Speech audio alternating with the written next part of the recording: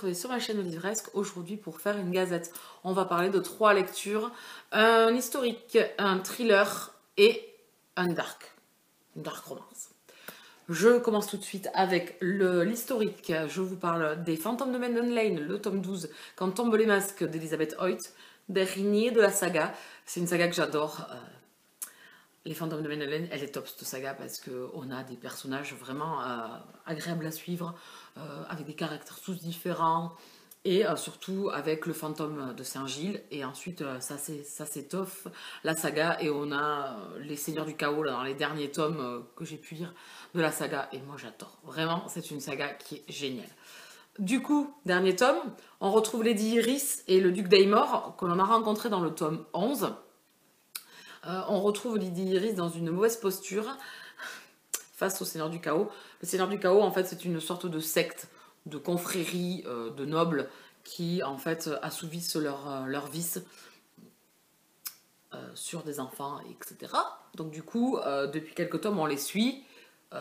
Certains ducs ou barons, enfin, nobles, essayent de les contrecarrer. Et ici, Iris, dans le tome 11, aidait un duc, justement, à essayer de faire tomber les Seigneurs du Chaos. Et en fait, ici, elle se retrouve en mauvaise posture. Et elle avait déjà rencontré le duc de Daymor. Ils se retrouvent une nouvelle fois. Et donc, c'est entre eux que va être la romance. Et j'ai vraiment adoré. C'était trop bien parce que le duc de Daymor est loin des beaux, du bel homme, etc. Donc, du coup... on apprend plus, enfin on plonge plus dans sa personnalité, dans l'affection qu'il porte à Iris, et Iris l'affection qu'elle va lui porter. Ils sont obligés de faire un pacte l'un et l'autre, et du coup on va les suivre, et face aux Seigneurs du Chaos qui eux veulent se débarrasser d'eux. Voilà, donc du coup c'est hyper intéressant, il y a toujours un peu d'action, il y a la belle romance, il y a des scènes un peu épicées qui sont superbement décrites par Elizabeth Hoyt. J'ai lu également la saga Les Trois Princes de cet auteur, du coup je vais lire son autre saga, c'est Les Quatre Sergents, les quatre Soldats, un truc comme ça, je sais plus le titre, donc je vais m'attaquer maintenant à cette autre saga en romance historique. Ici j'aime beaucoup, ça se gobe quoi en fait, parce que du coup c'est hyper entraînant, c'est toujours cocasse entre les couples, il y en a toujours un, ils ont toujours des caractères forts, donc du coup voilà, il faut mettre un peu d'eau dans son verre, mais aucun des deux ne veut le faire, et c'est souvent ce qu'on retrouve dans pas mal de tomes, et du coup c'est toujours intéressant et fort agréable de les suivre. Donc ici ça ne déroge pas la règle, c'est le dernier, donc du coup... ça m'embête un peu de quitter cette époque, tous ces personnages, c'était vraiment super bien de les suivre. Donc du coup, ici, je lui mets un 17/20. Ensuite, je vais vous parler du thriller avec La vérité sur l'affaire Harry Kéber de Joël Dicker. Roman qui est dans ma pile à lire depuis hyper longtemps. J'ai même eu des locataires à cet été qui sont passés, ils l'avaient vu sur ma table puisque je me l'étais mis dans pas mal de prévisionnels et jamais j'ai passé le pas. Et ils m'ont dit, il est génial. Donc du coup, je me suis dit, bon, mon gars, va falloir que tu t'y mettes quand même. Et on avait décidé de faire ça en lecture commune avec Moody et Shembook. Donc du coup, elles ont pris un peu de retard, un tout petit peu de retard. Bon, alors qu'il est, je pense qu'elles l'ont fini. Donc du coup, je vous en parle maintenant. J'ai adoré. Vraiment, c'est un roman bricasse, mais qui se lit tellement bien, tellement facilement. On est de suite entraîné dans l'histoire. En fait, on suit Marcus, un jeune journaliste, un jeune écrivain, qui est un peu dans un premier roman qui a fait un carton, et après dans la dilettante de réécrire quelque chose, et un peu la page blanche. Donc, il va rejoindre son ami Harry Kéber pour lui demander son aide. Donc, il s'isole un petit peu dans une ville, dans une petite ville américaine, pour essayer de retrouver l'inspiration. Et en fin de compte, donc, il rentre à New York. Il a eu un succès phénoménal, donc du coup, tout le monde veut son nouveau roman, son éditeur, son agent, enfin voilà, il est un peu tiraillé par tout le monde. Et un jour, il reçoit un coup de téléphone de Harry, qui l'appelle et qui lui dit qu'il est en mauvaise posture. Et donc du coup, Marcus lâche tout pour aller aider Harry. Et au fil de l'histoire, on a Marcus enquête en fait pour savoir la vérité sur l'affaire Harry Kéber. Et donc du coup, nous, lecteurs, on va suivre Marcus dans ses investigations, dans ses 4 pas en avant, 2 pas en arrière, dans ses différents suspects, dans la vie passée, présente de Harry, les gens de la ville, on va apprendre à les connaître, tous les uns, tous quelque chose plus ou moins à se reprocher. On a beaucoup de suspects, puis après non, et puis après oui, et puis enfin, voilà. Donc on est tourneboulé un petit peu par cette histoire. Quand on commence à avoir le fin mot de l'histoire, on se dit que c'est encore plus ignoble que ce qu'on imaginait. Et quand on a le fin mot de l'histoire, effectivement, voilà. Donc ça c'est poignant. C'est rempli de justesse au niveau des personnages qui sont tous un peu... pas irréprochables, quoi. Ils ont tous quelque chose. Donc, il y a de l'humour en plus aussi dans l'histoire. Enfin, c'est vraiment super bien construit. On voit pas... Les chapitres sont très courts. Donc, du coup, ça donne du rythme. L'auteur a choisi de... Voilà, de... Et en fait, on revient sur... En fait, l'amitié entre Marcus et Harry, qui Harry a quand même 63 ans dans l'histoire, et Marcus a 27 ans, c'est qu'en fait, Marcus était l'élève de Harry à l'université, et c'est grâce à lui qu'aujourd'hui, il devient écrivain. Et donc, les chapitres sont faits en sorte que dans chaque début de chapitre, Harry divulgue à Marcus quelque chose pour réussir et pourra devenir un écrivain. Donc on a 36 idées que Harry va donner à Marcus. Donc du coup ça c'est le petit fil conducteur sur la construction des chapitres et je trouve ça super original, ce décompte, voilà. Après je ne vais pas vous en dire plus parce qu'il faut le lire. J'ai vraiment adoré. Alors tout le monde a parlé de ce roman, mais je comprends maintenant pourquoi. Je vais faire partie de ces gens qui ont vraiment adoré.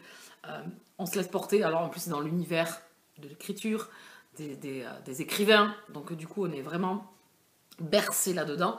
Dans cette tragédie qui est survenue à Harry dans le passé, 30 ans plus tôt en fait, à tous ces personnages, à ce meurtre, puisqu'en fait il y a un meurtre qui a été commis 30 ans plus tôt, et aujourd'hui l'enquête se réouvre parce qu'on découvre quelque chose, je vous dirai pas quoi, et donc du coup c'est hyper entraînant. À chaque moment on a l'impression d'avoir la réponse, et puis en fait non, et il y a pas énormément d'action si vous voulez, mais c'est super bien écrit parce que nous, en tant que lecteurs, on est hyper entraînés dans le récit.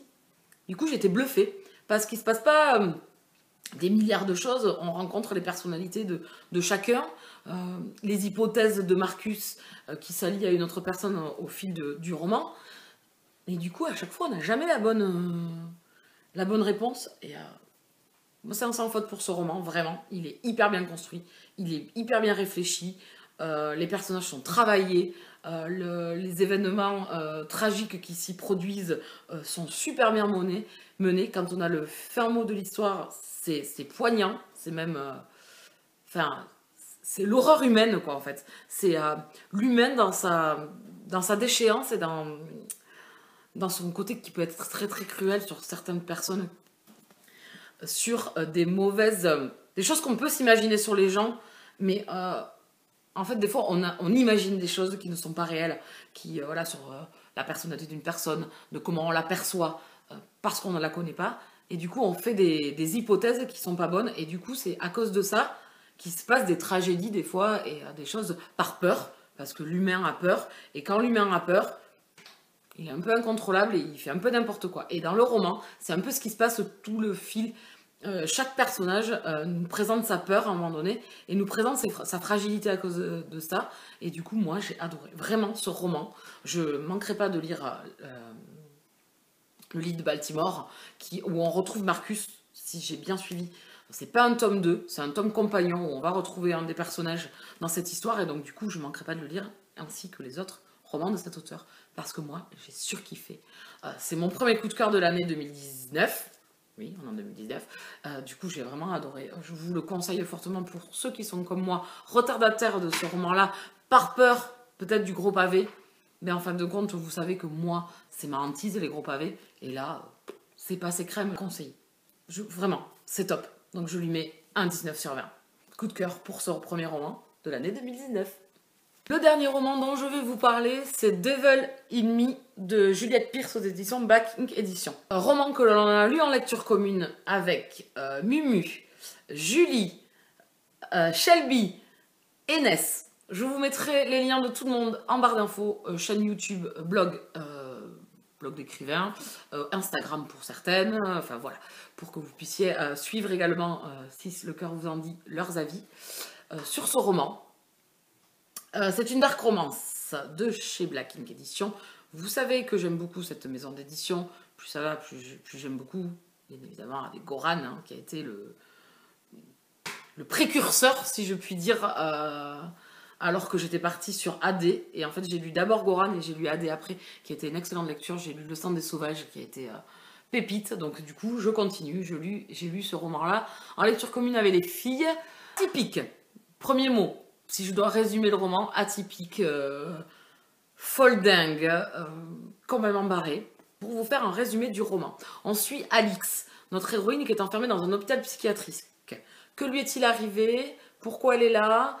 Qu'est-ce qui se passe dans sa vie? Tout ça, ben en fait, nous, on est Alix en fait. On est catapultés au même moment qu'elle. En plus, elle a une période où elle a fait un genre d'amnésie. Pourquoi, comment? Ben, nous non plus, on ne le sait pas. Elle non plus. Donc en fait, on remonte le fil du temps pour essayer de savoir qu'est-ce qui lui est arrivé, en même temps d'avoir les événements du présent. Si vous arrivez à suivre. J'ai adoré, vraiment, ce roman. Alors, j'ai adoré et en même temps, je ne sais pas si j'ai adoré. Parce que c'est brut de décoffrage sur certains passages. Il y a des petits soulèvements de cœur quand même. Et il y a une folie omniprésente dans ce roman sur pas mal de personnages, puisqu'on est dans un hôpital psychiatrique, on va les suivre. On va suivre les infirmières, les médecins, Alix, des patients qui sont autour d'Alix. Et en fin de compte, on sait absolument pas, dans le roman jusqu'au 3/4 du roman, on ne sait pas trop au final à qui se fier, à qui faire confiance dans le roman. Même à Alix, notre héroïne, puisqu'on a l'impression qu'elle est complètement perdue. Et on se dit, mais... Et tout le roman, alors, on est dans le flou, et on se dit, mais où l'auteur veut-il nous amener? En suivant certaines scènes, comme je vous disais, un peu hard, du coup, c'est un livre ovni, c'est un livre inclassable, vraiment dans le côté dark, complètement, dans le côté dark physique pour certains passages, physique sur la personne, d'actes violents et dérangeants sur les personnes, et psychologique également. Voilà. Je vous laisserai découvrir le docteur Madsen. Madsen, je pense qu'on le prononce comme ça. Je vais voir le thé différemment dans ma vie maintenant. Donc du coup, en même temps, je le conseille vraiment fortement parce que ça change. C'est captivant parce que, je vous dis, nous, en tant que lecteurs, on est ce personnage féminin. Alors, on ne se fait pas confiance. Si on est Alix, on ne se fait pas confiance. Et en même temps, on ne fait pas confiance aux gens qu'il y a autour de nous. Et l'auteur s'est basé sur ce fil conducteur. Donc, c'est vraiment un brio. Parce que du coup, l'auteur suit en fait les événements qui se sont passés dans un univers fantasy. Alors, je ne sais pas comment le dire, dans un univers Walt Disney, enfin, tous ces univers un petit peu. Voilà, elle s'est basée là-dessus. Et donc, du coup, chapeau, parce que du coup, c'est encore plus avec brio ce roman qu'elle l'a écrit. Alors, paraît-il, suivant les filles, c'est les filles qui me l'ont dit, que cet auteur est très jeune, une vingtaine d'années, mais chapeau parce que c'est super bien maîtrisé, quoi. J'en suis sortie en me disant, mais ça m'a barré le cerveau un petit peu, quoi.